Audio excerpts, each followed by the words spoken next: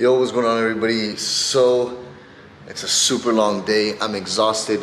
I got absolutely zero sleep. Nah, I'm lying. I got like 3 hours of sleep. But last night I had called a position on gold to actually go short. Got stopped out on that position, and I ended up calling another position to go short. Again, that position actually hit take profit. But I wanted to update all my car people out there. I actually did sell the SV, but you know, let's go inside and take a little look. So say hello to my brand new 2020, well, not brand new used 2020 SVJ. Obviously this car was pre-owned. As you can see, it is lowered. It's extremely low compared to even the Pista.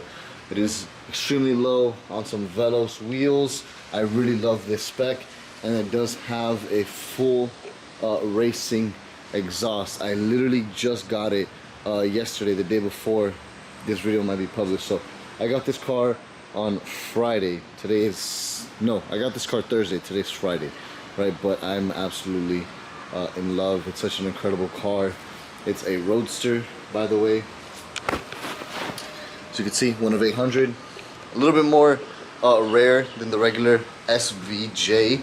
The SVJ Roadsters were obviously, there was less made. But anyways, let's get down to how the money was actually made. So,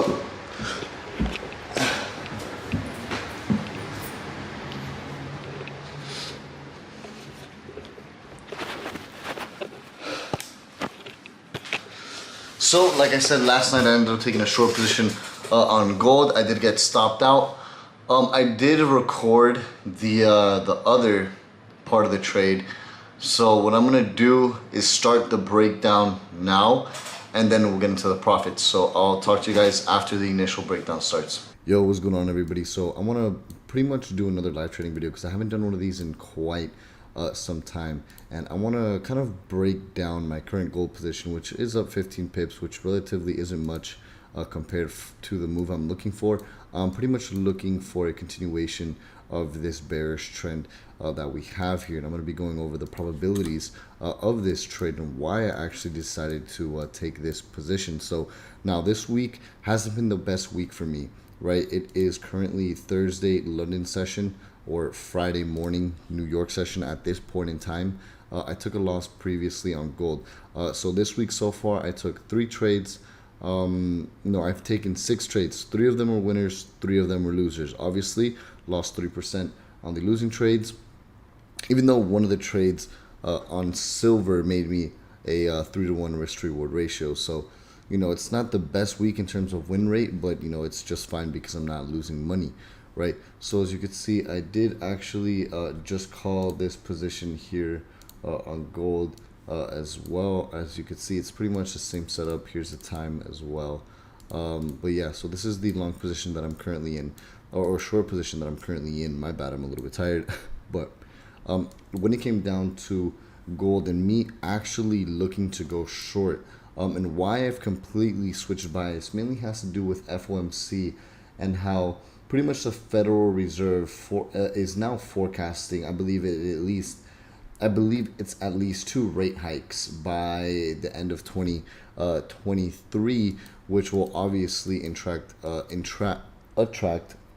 very large investors to put their money in U.S. bonds and U.S. banks and whatnot, and interest rates are going to be increasing over time. So with that news, that makes the dollar index very bullish at this point in time. As you can see, price has just been violating these levels of structures, creating new highs. So anything that has USD in the pair, so such as an example, XAU USD, anything that ends with USD typically is now going to go bearish. Anything that starts with USD, such as USD JPY, should be going bullish. As you can see, look at this huge bull move. So this was the actual news release from FOMC, which caused that huge bull move. But we're not talking about USD JPY. Let me go back on gold really quick here. Now, when it came down to my current short position, why I'm going to go short. So fundamentally, price is short. Fundamentally, for this pair, price is short, right? Now, when it came down to me actually taking this short position and why I'm looking to actually take this short, really comes down to this daily and 4-hour time frame. So in the daily time frame, we've actually broken this level of structure, or that's actually a horrible line. We've broken this level of structure, we've broken this level of structure. So we've broken higher low after higher low in the result of a lower low. Down here, we've also broken under both moving averages as well. So we're starting to see bears obviously come into the market. Now, when it comes down to the 4-hour time frame, I'm not really expecting much within this current 4-hour, but within the next 4-hour candlestick, I'm expecting price to go bearish. Now, why is that? It's pretty simple. Again, it comes down to the probability of things. So price initially rejected support down here at 1768.600, let's call it, which, as you can see, is a level of supply and demand, support and resistance, whatever you want to call it, an order block. Again, it's just different terminology, but it's really all the same concept. At the end of the day, these are where orders are being collected, right? Same thing goes up to here. Notice how we have resistance, resistance, resistance, resistance, again, resistance, right? So once price rejected support, I pretty much waited for resistance to come up and be tested. Now, once I did see resistance actually get tested and initially rejected here on this 5-minute time frame, as you could see, price came down, gave us that double bottom or double top pattern, and actually gave us that tested candle, which confirmed the double top there. Once price actually closed back under the highest close here, and we didn't break above the highest high, that's when I actually decided to take the short position. Not really expecting too much from this trade as of right now because I literally just entered. We also do have a 3-bar reversal forming here as well, which could be a potential sign that there are sellers clearly interested in actually going short at this range here. So I decided to actually place my stop loss above the range and above the highest wick price had reached previously when it came down to this range. So if price does end up stopping us out and then going back in our or going into our favor, it was a clear as day liquidity grab. But this is the very first rejection here, so I'm not really expecting price to just kind of go down just like that. What I kind of like to do is look at how price previously acted at this level, which typically we did see some consolidation. It was very rare for price to actually kind of just go up and then have that immediate rejection. Even though this would be super nice, and I hope this does happen, the probability of that happening multiple times is very low. I'm probably going to be expecting something like this to actually happen, even though I'd really want a breakout to the downside such as this one. But we are near the end of the London session. Well, not necessarily the end, but typically this is when volume dies down until the London-New York crossover, which is in about 4 hours from now. But why I wanted to take the short position was because I did see that this 4-hour candlestick is about to close. So this 4-hour candlestick does need to actually close for price to continue to trade lower, if price is going to continue to trade lower. And as you guys can see, here's the position currently in profit, nothing, 12 pips.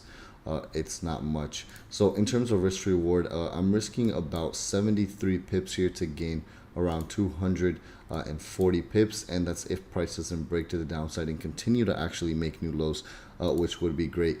If price does break to the downside and continue to actually make new lows, then potentially I'm going to be looking at 1757 as another area where I could take profit, which I had marked off before. I don't know why it got. I'm gonna place right here 1756. So this would be another area where I'd be looking to target. Potentially an extra 125 pips. So we'll see how it goes. But anyways, I'll talk to everybody within the near future. All right, guys. So hopefully you guys understood the first part of the breakdown. Now let's get into the actual result of the trade. So here was the trade that was called. As you could see, we gained about 3.2 times our risk, and price is actually still, let me do it like this, and price is actually still continuing to drop. But I'll drop a breakdown again on why I decided to actually take another short position. But just so you guys can see, here's a trade that was called, boom, boom, and then there's a breakdown that I had dropped for them there as well, so you guys can see the levels there. It's pretty much the same thing. Now, last week wasn't the best week for me. I was having a losing streak. I did win a few trades, but I definitely lost more trades than I won. Then this week we ended up breaking even in terms of win-loss ratio. Now obviously the winning trades did have more than 2 times our risk. I called the first trade of the week was a silver trade, made us 3 times our risk. And then this trade literally put us into profit for this week, making us 3 times our risk. So again, trading is not always going to be perfect. You're not always going to be winning, but as long as you have the right risk-reward ratios and you manage your risk accordingly, then you'll make money in the long run. But anyways, what I wanted to show you guys more importantly was that, as you guys can see, this is a live account, and this is actually my MT4 program. As you can see, like, we have BTC and everything else there. You can go to chart window. Like, this isn't like a screenshot, right? And then if you take a look down here, so obviously these 3 trades were the $50,000 worth of profit, right? And then I did a $43,000 withdrawal today, and as you can see, this was a withdrawal for $43,000. That's not what a loss looks like. A loss would be in red, so this was the initial loss that I had taken. It's obviously in blue, and then this is a minus $43,000 withdrawal. As you can see there, it says balance, so I withdrew the money. So again, this is a live account. This is not FTMO. This is not any funding capital. This is my personal capital that I'm trading on a broker that I'm currently testing out. But yeah, so I did make $50,000. Obviously, I had taken a loss before, so really the profit's about, it was about like 40 something thousand dollars, but the overall trade was $50,000 in profit, which is my biggest profit in one single day alone, and I'm glad that the signal room was able to catch this with me. Alright, so it is a few days after, you know, I got really busy. I have a lot of things going on, and I just wanted to kind of add that this is an account that I do take slightly larger risks on. I normally wouldn't take this much risk on my main portfolio. Was I risking the whole account? No, but I was definitely risking more than 2%. And I just wanted to be honest and transparent with everybody. This was not like a 1 or 2% risk. This was an account where I normally take a little more risk just to kind of challenge my trading psychology and see how well I can personally trust in my trade and my analysis and test the probabilities of the market every single day. And I was able to maintain myself and keep that mental composure for me long enough to actually be able to make money on this position. Now, with that being said, for most of you guys, I know a lot of you guys are probably going to be interested in the signal room and actually taking the same trades that I did take, because this is the last trade that I did call in the signal room there. As you can see, haven't taken a trade since then. I just want to let you guys know, for those of you that are interested, there is going to be an option to go live with me. So I am going to be going live every single day and taking these trades live with everybody. Now, I want to kind of just point out some things. That one, we're not going to win every single trade, right? I want to let you guys know the reality of what trading is, and I'm not just going to sell you guys some dream where pretty much you know, we're winning every single trade. That's not the case. You know, we have winning streaks, we have losing streaks, and actually I did just get out of a losing streak pretty recently. It was one of my biggest losing streaks of the year, actually, and this trade helped me get out of my losing streak. But now I'm getting back on track, and now I'm starting to win a lot more trades. So I just wanted to be transparent with you guys before you decide to actually be interested in potentially enrolling in the signal room. But yes, I do call out every single trade that I take. We did end Q3 profitable, meaning each month was profitable. We did end the month in profit.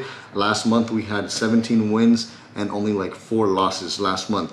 This month is the opposite. We started off with a losing streak after having a huge winning streak. We started off with a losing streak, but now we're digging ourselves out of the losing streak. So you know, we're starting to win a lot more trades, and I just wanted to be honest and transparent with you guys, so you guys don't get kind of any surprises if you do join the signal program. Other than that, I do drop breakdowns in the signal room every single day, as well, explaining why these trades are being taken. But I kind of just wanted to talk to you guys and add this to the video real quick. So, you know, if you guys ever have any questions, you could follow me on my other social medias, or even join the free Telegram just for access to free content. But anyways, I just wanted to add that to the video, and I'll talk to everybody soon. Thank you guys.